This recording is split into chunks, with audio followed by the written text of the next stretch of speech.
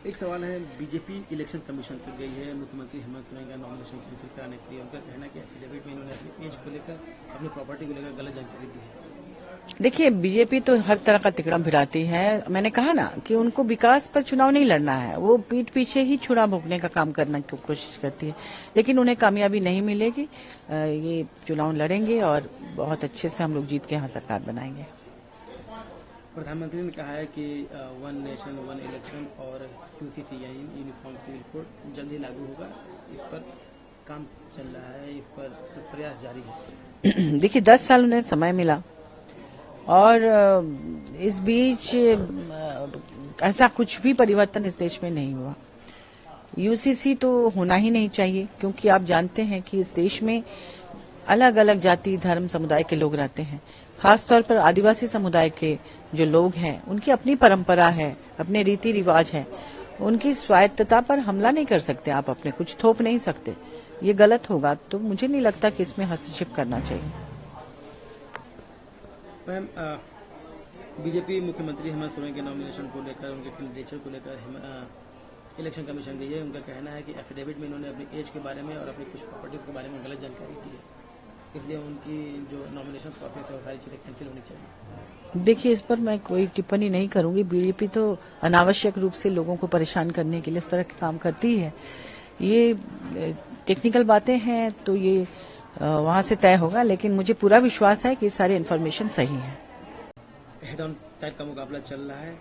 झारखंड चुनाव को किस तरह देखती हैं आप? क्या ये सरकार जो आप लोग दावा कर रहे हैं कि मौजूदा सरकार रिपीट करेगी, वो किस बिना पर करेगी और किस तरह का मुकाबला चल रहा है? देखिए, हमारी सरकार अपने काम के आधार पे वापसी करेगी। भाजपा सिर्फ जुमलेबाजी करती है। चुनाव के पहले सिर्फ धर्म धर्म धर्म धर्म के नाम पे लड़ाना उनका एकमात्र एजेंडा है, पोलराइजेशन करना, और कैसे हम यहाँ पे माहौल को खराब करें, कैसे पार्टी को तोड़े, कैसे प्रत्याशियों को तोड़े, कैसे जाति धर्म के आधार पर एक दूसरे के प्रति नफरत पैदा करे। एकमात्र एजेंडा उनका पिछले बहुत सारे सालों से चल रहा है। लेकिन हमारी पार्टी जिस तरह से काम कर रही है, अंतिम व्यक्ति तक विकास का लाभ पहुंचाने का काम कर रही है। इतने सारे जो उनके लिए योजनाएं लॉन्च हुई है, आप देख सकते हैं, और उनको किस तरह से धरातल पर उतारने की कोशिश, इंफ्रास्ट्रक्चर में बदलाव, शहर रांची शहर की बात करें तो कितनी जल्दी माननीय हेमंत सोरेन जी ने यहाँ पर फ्लाईओवर बना दिया। उन्होंने कहा हम 1 दर्जन बनाएंगे, क्योंकि जाम से मुक्ति दिलाना चाहते हैं शहर को। हम यहाँ राजधानी में आना चाहते हैं, इसलिए आना चाहते हैं। मैं तो राज्यसभा में हूँ, मेरा तो वहाँ आराम से हम बाकी हम 4 साल बिता सकते हैं, लेकिन मैं चाहती हूँ कि हमारी पार्टी अगर मुझे यहाँ से प्रत्याशी बनाई है तो मैं ये राजधानी सीट जीतूं, और जीत कर मैं यहाँ के लिए काम करूं। ये राजधानी नहीं लगती। आप देखिए ना, चारों तरफ गंदगी, सड़कें वैसे टूटी फूटी, मतलब जो मूलभूत सुविधाएं हैं वो भी नदारद है। यहाँ जो विधायक रहे 30 साल तक, जिनको भारतीय जनता पार्टी के, जिन्हें जनता ने विश्वास करके चुना, उन्होंने क्या किया? यहाँ भारतीय जनता पार्टी के इन 24 सालों में लगभग 7 विधायक रहे, उन्होंने 7 सांसद रहे। विधायक तो 1 रहे, लेकिन सांसद 7 रहे। उनके मेयर डिप्टी मेयर रहे, उनकी इतने सारे पार्षद रहे, कई मुख्यमंत्री रहे। 17-18 साल तक उनकी सरकार रही, इतने मंत्री रहे, केंद्र की सरकार उनकी थी, तो डबल इंजन की सरकार भी रही। तो आखिर उन्होंने किया क्या इस शहर के लिए, इस राजधानी के लिए?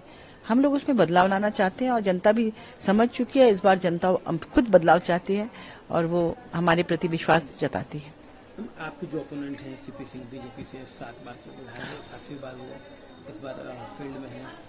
लगातार जब से वो चुनाव लड़ रहे हैं, हारे नहीं है, स्ट्रांग होल्ड है आपके इस एरिया में जहां आप कंटेस्ट कर रही हैं। तो लगता है कि उनके वोट बैंक में उनके वोट बैंक में पेनिट्रेट करना, उनकी सीट पर कब्जा करना आसान रहेगा?